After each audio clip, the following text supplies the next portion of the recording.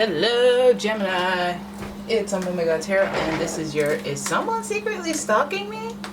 tarot card reading. So we're gonna look at who's secretly stalking you, and then we're gonna do a tarot card spread and figure out what the details are of the situation. All right. So your first card is Cancer. This energy is emotional, sensitive, caring, and loving. It may concern family, a mother, or a child.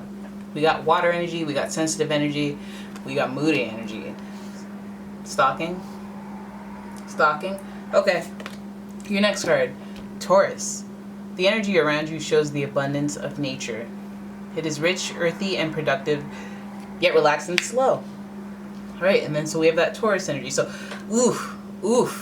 If you know anybody with this type of vibe, we got moody energy, and then we got stubborn energy. And so, it makes me wonder, okay, who's secretly stalking you? Cancer energy, water, moody, sensitive. They have some stalker tendencies because it's hard for them to get over things. They're very sensitive. And then Tauruses have stalker energy because they're very possessive. And then so our final energy here is Gemini. The energy is communicative, mischievous, lively, witty, and informative. Stimulating exchange is possible. Alright, so there it is. Cancer, Gemini, Taurus, Cancer, Gemini, Taurus, Gemini, Cancer. I keep getting sets that are in a row, these three are in a row in the zodiac. So we're dealing with somebody who's Geminis are very persuasive, very persuasive. I don't know, this could be a clever kind of stalking, trying to get to know information by speaking to the right people, communicating with this person, trying to pick up on clues and stuff. This is a different type. This isn't like that Scorpio type stalking where they just look you up. This is talking to people, being possessive. Could even mean like Gemini is associated with Mercury. It could mean looking through your phone or like sticking their nose where it don't belong to acquire info. But let's have a look at your spread. Here we go. First card. Somebody that you had a bad breakup with.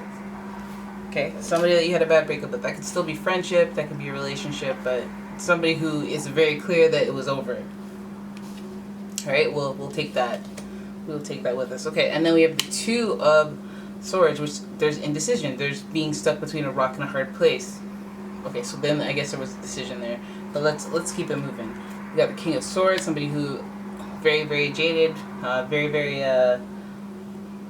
I could say sharp-tongued, but this is a lot of air, so we'll see. It could be Gemini, Libra, or Aquarius. But this person is doing a lot of thinking, I'll tell you that much. So doing too much thinking, actually. King of Swords is very blunt. They're very sharp people. They will cut you. They will cut you if they need to. They will cut you. So I would say that King of Swords might be the meanest. I know Knight of Swords is pretty much of a hothead, but their intentions aren't evil. They just go at it. But King of Swords, I'd say Knight of Swords is nasty. They nasty. But King of Swords, they're professionally vicious. Alright, so I don't know about that. I don't know what that is all about. Then we have the Sun card in reverse. You got a lot of reversals here. Oh my goodness. And then we have the Twin Flame card. Lots of fighting. So I guess it makes sense that it would be so turbulent because Twin Flame energy is typically the beginning or middle end of some turbulent relationship that had such an impact. But let's look at the spread as a whole. And when we do that, okay, I don't like this glare situation we have here. I don't like it. Let me try to fix it. It just gets so dark. So we start with the Ten of Swords in reverse, and we go, okay, well, let's establish the endedness of this relationship. That this person's talking to you. You realize that there's an ending that I guess they can't get over. So that's the focal point of the reading. We have this rock between a heart and... We have the Two of Swords in reverse representing a place of limbo. But I feel like because it's in reverse, it's not necessarily a place that should be in limbo. Like, maybe they're in limbo because they can't move on. Maybe they're in limbo because they keep thinking about a situation that shouldn't be relevant anymore, that shouldn't matter anymore.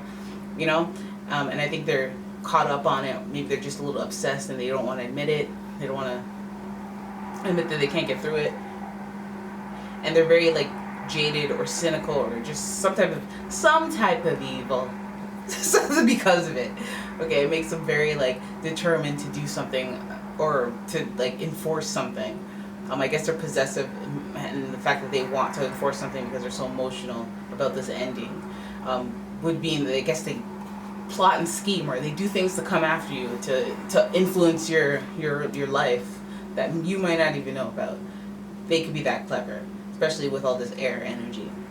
Also, I think that maybe when you left them, or when whatever went down between you two, their ego was hurt a lot because maybe they have more control normally. Maybe they're a little less used to whatever it is you dealt them. And so the sun in reverse, it just speaks to, you know, that whole Leo thing where they like attention and maybe you didn't give them enough attention. They like, you know, they like a trophy. They like a high roller. They like to feel good about their status. You know, they're very, very, very loud about living because they have this innocence to them. Like they have this like, look mom energy to them always. So you could be dealing with somebody with either a fragile ego, or you know they're going through this whole ego transformation because of you. Again, you're serving them some type of energy that they're not used to, and it rocked their whole world. I feel like they may be perceiving you as twin flame, but let it not escape us that the twin flame card, Four of Wands, is hovering over the twins, Gemini. So I feel like that's co-signing it. That's co-signing the sentiment. I think this is just a rocky time for this end of the twin flamery. You know, that could be what they're going through, whether it relates to you or not. Maybe that's the part of their journey that they're on, where they're dealing with that stuff and they're a little jaded, cynical. Their ego, they need to get it balanced. They need to get it in check. I guess maybe they're learning lessons about being too possessive, being too stubborn, not compromising enough in relationships.